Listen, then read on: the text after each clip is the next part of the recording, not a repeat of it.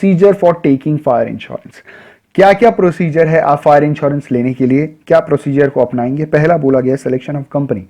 India की जो सबसे बड़ी कंपनी है जो फायर इंश्योरेंस करती है वो है general insurance corporation of India, GIC, जिसकी 4 अलग अलग सब्सिडियरी कंपनीज हैं। जैसे पहली कंपनी है new India assurance corporation limited, दूसरी कंपनी है oriental fire and general insurance corporation limited, तीसरी कंपनी है India fire and general insurance corporation limited, और आखिरी कंपनी है हमारी नेशनल इंश्योरेंस कॉर्पोरेशन लिमिटेड। ये 4 सब्सिडियरी कंपनीज हैं जीआईसी की, general insurance corporation of India की। इनमें से आप कोई भी कंपनी चूज कर सकते हैं और अपना कंपनी का सिलेक्शन कर सकते हैं। दूसरा है proposal form.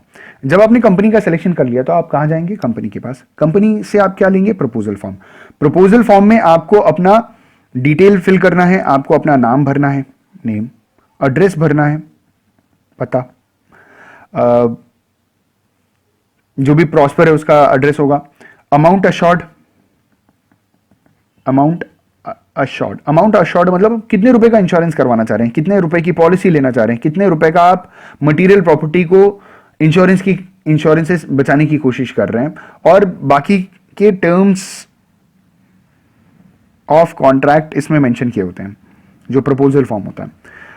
Third one is evidence of responsibility. Evidence of responsibility, evidence का मतलब सबूत, और रिस्पॉन्सिबिलिटी का मतलब यहां रिस्पॉन्सिबिलिटी इंश्योर्ड की रिस्पॉन्सिबिलिटी कौन चेक करेगा, इंश्योरर चेक करेगा। मान लीजिए जो इंश्योर्ड है, मतलब जो प्रॉस्पर है, जो पॉलिसी होल्डर बनने वाला है, इंश्योरर उसे पहले से जानता है, इंश्योरर का ये पुराना क्लाइंट है, तो इंश्योरर कोई भी चेक नहीं करता, किसी तरीके का एविडेंस नहीं मांगता। लेकिन अगर इंश्योर्ड कोई नया इंसान है जो पहली बार अपने मटेरियल प्रॉपर्टी का इंश्योरेंस कराने जा रहा है, तो इंश्योरर पूरी तरीके से संतुष्ट होगा, तभी वो उसका ऑफर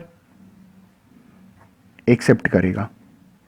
और संतुष्टि के लिए इंश्योरर जो भी प्रूफ मांगेगा, जो भी एविडेंस मांगेगा, इंश्योरर को देना पड़ेगा। यह है evidence of responsibility.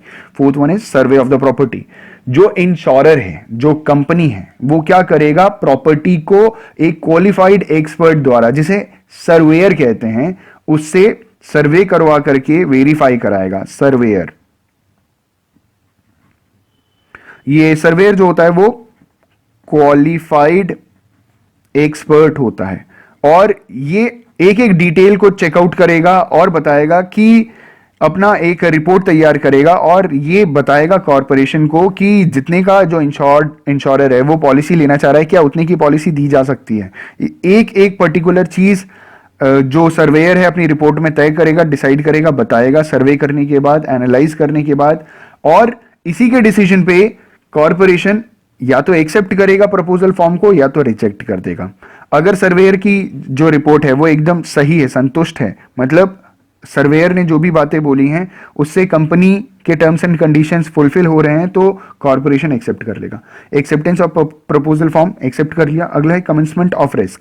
Commencement of risk कब होगा, जैसे ही कॉन्ट्रैक्ट होगा। हमने पहले वीडियो में बताया था, यहां पे कॉन्ट्रैक्ट होने के बाद ही आपका जो इंश्योरेंस है, जो रिस्क कवर है, वो ट्रांसफर होता है। और कॉन्ट्रैक्ट पूरा कब होगा, जब आपने प्रीमियम पे किया होगा। प्रीमियम मतलब लॉफुल कंसिडरेशन। जैसे ही आपने लॉफुल कंसिडरेशन पे किया, वैसे मतलब प्रीमियम पे किया, वैसे ही कॉन्ट्रैक्ट पूरा, और जैसे ही कॉन्ट्रैक्ट पूरा होगा वैसे ही आपका जो रिस्क है वो फायर इंश्योरेंस पे ट्रांसफर हो जाएगा।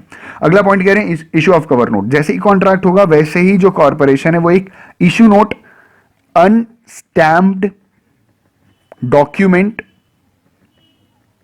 इशू करेगा, और इस डॉक्यूमेंट में सारे के सारे टर्म्स एंड कंडीशंस मेंशन किए हुए होते हैं।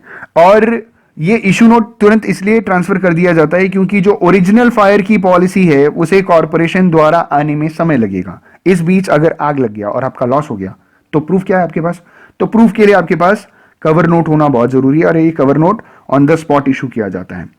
फायर इंश्योरेंस पॉलिसी कुछ समय के बाद, मान लीजिए 3-4 दिन या 1 हफ्ते के बाद आपकी ईमेल आईडी पे या कॉर्पोरेशन आपको ट्रांसफर करेगा, लेटर भेज करके आपके पास पहुंचाएगा। ये जब आ जाएगा तो उसके बाद कवर नोट की कोई वैल्यू नहीं रहेगी, क्योंकि ये ओरिजिनल स्टैम्प्ड डॉक्यूमेंट होता है और इसमें कॉर्पोरेशन द्वारा सारे टर्म्स एंड कंडीशंस साफ साफ लिखे रहते हैं।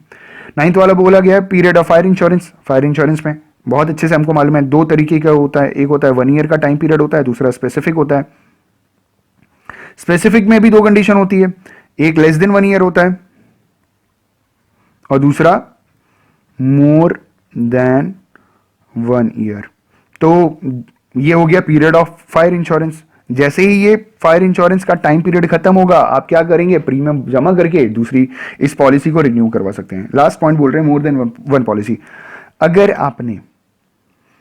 अगर फायर इंश्योरेंस की एक से ज्यादा पॉलिसी ले रखी है तो आपको कॉम्पनसेट जो किया जाएगा वो प्रोपोर्शनेटली किया जाएगा। मतलब आप किसी भी मोमेंट पे प्रॉफिट रेज नहीं कर सकते, उससे प्रॉफिट नहीं हासिल कर सकते, और आपको सिर्फ उतना ही कॉम्पनसेट किया जाएगा जितने का लॉस हुआ है, उससे ज्यादा आपको कभी भी कॉम्पनसेशन नहीं मिलेगा।